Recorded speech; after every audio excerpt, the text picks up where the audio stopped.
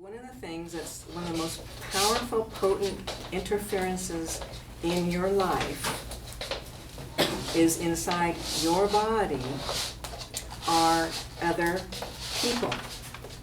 We call them entities, we call them spirits, we call them souls, but your body is inundated with other entities. So I call them entities. And they're just, most of the entities that are in your body are like normal people, like everybody here in this room. Same feelings, thoughts, wishes, hopes, dreams, desires, wanting love, wanting to, be seen, recognized, all of that. And when they leave the physical body, what happens is, if they don't go literally into the light, which is I'll talk about that in a moment, but if they don't go into the light, then they can often get stuck on this dimension. And many of these people, if they've had a sudden death, perhaps like a car accident, they don't know that they have died. Many, many, many times when we're removing entities, and oftentimes I will speak with them directly through the person, and the entity will speak through them, then we start to find out they didn't know they died. They don't know they're inside of somebody else's body, okay?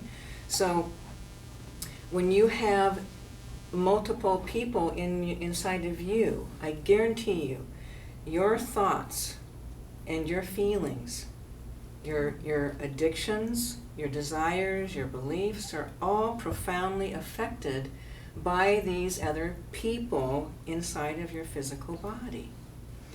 And for a lot of people, they've never even heard of this before. This might be a completely new concept for some people. That's why I want to talk about it, because I think for some people it probably is a new concept. And in my reality, as well as in other people's realities, it's just commonplace. We know it. Oh, there's eyes looking at me right out of that belly, Oh yeah, there's something right there. So it's like, it's an everyday normal experience. And yet, if it's new to you, it's going to sound really scary. It's going to, this is funny. I've had people literally, when they found out that they had other beings or people inside of them, it's almost like parasites. You want to get them out, and your body starts getting all creeped out, and you just want them to, you want them out. You want them all out now, okay? So getting everything out, if you've got over 1,000 people inside of your body, which is not uncommon, we don't take them all out at one time, because it's going to traumatize you, because they've been in your body a long time, and most of the time they have been with you sometimes since you were an infant, and you don't know that it isn't you. So a lot of your thoughts and a lot of your feelings are compounded by what's inside, and as we know, right, David? And even when we're doing removal stuff, we can be talking to an entity and that person will start crying, like sobbing. The instant that entity leaves the body, the crying stops, and they're like, what was that all about?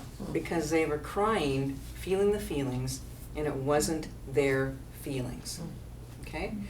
So if you have friends that you know, and maybe you know somebody who's an alcoholic, or maybe you know someone who's a drug addict, or maybe you know somebody who's got some kind of an addiction in their lives. And let's say that maybe you hang out with them, and pretty soon you find yourself starting to feel like these desire for something that you haven't normally felt a desire for.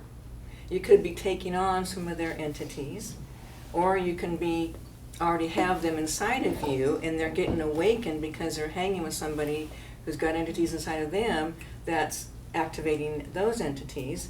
Then sometimes you'll start having these desires, or you'll start having behaviors, or you'll start having thoughts, and you're like, where's this coming from? And then also some people really know that, this thought isn't mine. This feeling is not mine. I don't know where it's coming from, but this is not me. So sometimes you know that. So oftentimes it's going to be other people inside of your body. So backing up to when people don't go into the light, like if we have a situation, maybe they're in the hospital and they die on the operating table, or they're ill and they die unconscious, and they leave the body, but they don't go into the light. Oftentimes the reason people don't go into the light is because there's a belief or a fear that perhaps some of the things that they've done in their life were wrong, were a sin, were bad, they're going to be punished, they're going to be judged. So then if you have that, like right now in your own physical body, you know if you feel or believe that you've ever done anything that you might get punished for, or that you might get in trouble for, you might be judged for.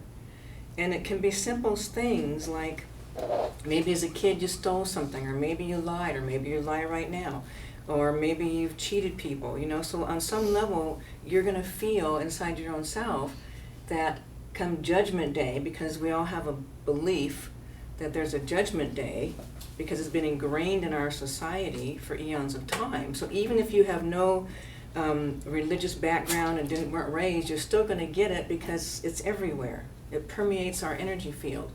So anything that we think is wrong, or that we think is a sin, or that's bad, then if we go into the death experience, leave the body, and go up into the light, there's a fear that we're going to be judged for whatever we think we have done wrong.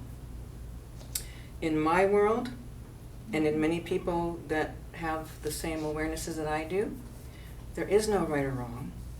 There is no good or bad. There is no sin. There is no evil. All there is creation consciousness incarnate in physical form, and sometimes in non-physical form, but it's all the same. It all comes from the oneness. Okay? And I also understand and know that we are all on a journey of liberation. That journey means, in order to know ourselves, we're going to have experiences where maybe in a past life we killed people. Maybe we raped people. And then we have lifetimes where we're like saints and good people, do good things. So we've done the gamut. And why did we do that?